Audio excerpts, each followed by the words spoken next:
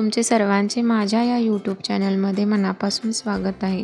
आपल्याला रोज तोच नाश्ता पोहे किंवा उपमा खाऊन कंटाळा आला असेल तर ही रेसिपी तुम्ही नक्की ट्राय करून बघू शकता। अगदी घाई गडबडीत सुद्धा 5 मिनिटांमध्ये बनणारी ही रेसिपी आहे। चला तर मग वेळ न करता आपण रेसिपीला सुरुवात करूया। इथे मी एका मिक्सरच्या भांड्यामध्ये 2 वाटी तांदळाचे पीठ घेतलेले आहे।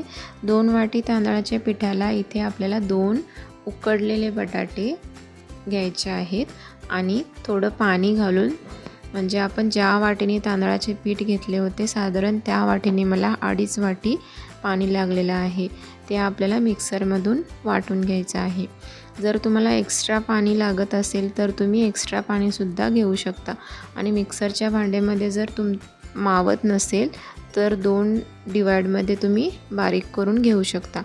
आता इथे एका भांड्यामध्ये आपलं बारीक केलेलं तांदळाचे पीठ आणि बटाटेचं बॅटर घालून घ्यायचं आहे।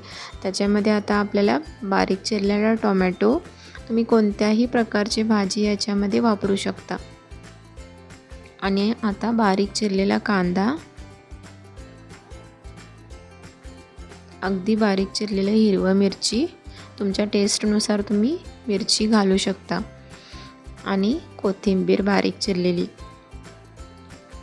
इथे साधारण लहान चमच्याने 1 चमचा जिरे घालायचा आहे आणि आपल्याला चवीनुसार मीठ घालायचं आहे।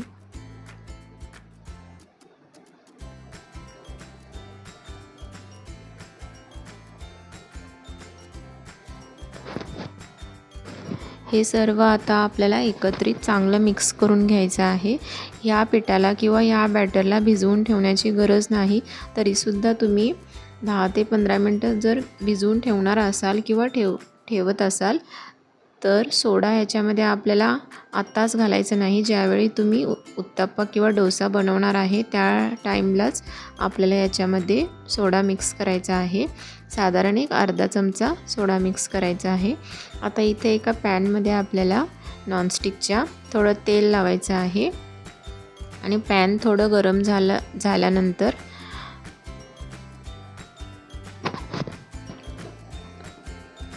आपल्याला त्याच्यावरती बॅटर घालून घ्यायचं आहे। आता एक साधारण 2 मिनिटासाठी त्याला वाफवायचं आहे, त्याच्यामुळे वरती आपण झाकण लावून वाफवून घ्यायचं आहे। तुम्ही बघू शकता वरची बाजू आपली वाफलेली आहे। आता ह्याला पलटून घ्यायचं आहे।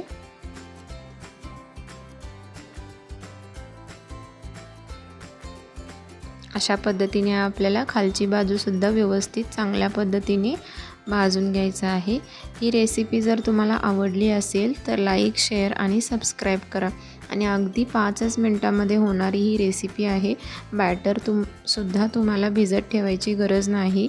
अगदी सकाळच्या घाई गडबडीत आपण अशा प्रकारे नाश्ता तयार करू शकतो आणि खायलासुद्धा खूप टेस्टी लागतात। त्याच्यामुळे तुम्ही ही रेसिपी नक्की ट्राय करून बघू शकता।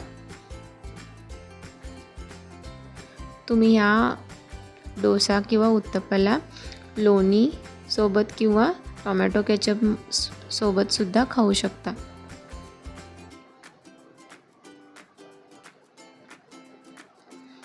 Thank you.